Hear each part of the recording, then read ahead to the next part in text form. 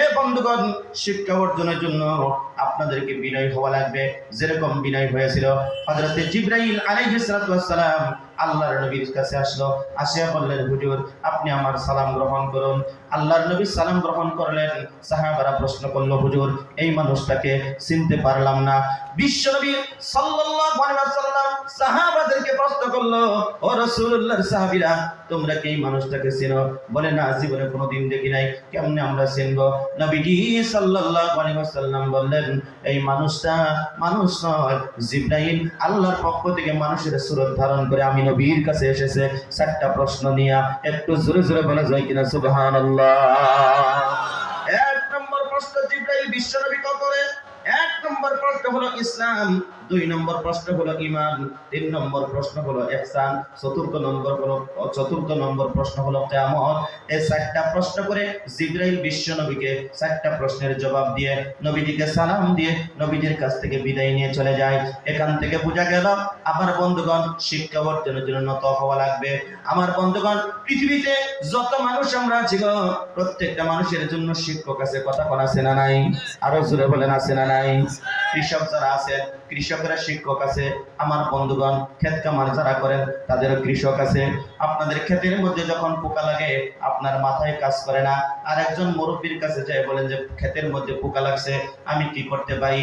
2-3 জন মুরব্বী চা দোকানের মধ্যে বসে বসে গল্প করেন, পরামর্শ করেন, বলে এই মেডিসিনটা তোমার ক্ষেতের মধ্যে দিবা, এই মেডিসিনটা তুমি ক্ষেতের মধ্যে দিবা।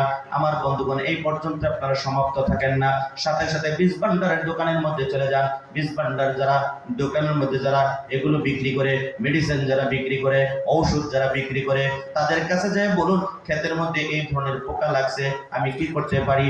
সুন্দর পরামর্শ দিয়ে মেডিসিন দেয়। কেমনে করে দিবেন? আল্লাহর বান্দা, ক্ষেতের মধ্যে কেমনে করে মেডিসিন দিবেন ওই মানুষটা আপনাদেরকে শিখিয়ে দেয়। বোঝা গেল শিক্ষা অর্জনের জন্য, যে কোনো শিক্ষা অর্জনের জন্য শিক্ষকের দরকার। কথা কোন ঠিক না ঠিক?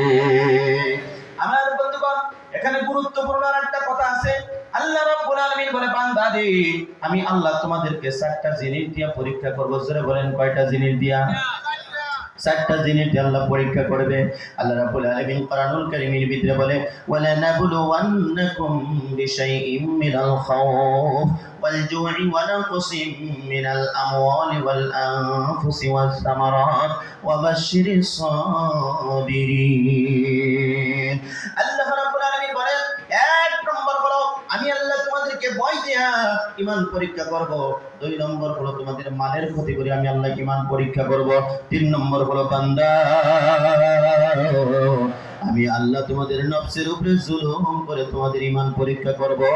4র্থ নম্বর, আমার আল্লাহ বলে সামারাত, তোমাদের বাগ বাগিচার ক্ষতি করে, বাগানের ক্ষতি করে, ফল ফুলের ক্ষতি করে আমি আল্লাহ পোকা লাগাইয়া দিয়া আমি আল্লাহ তোমরা আর ঈমান পরীক্ষা করব। জোরে কন্যা সুবহানাল্লাহ।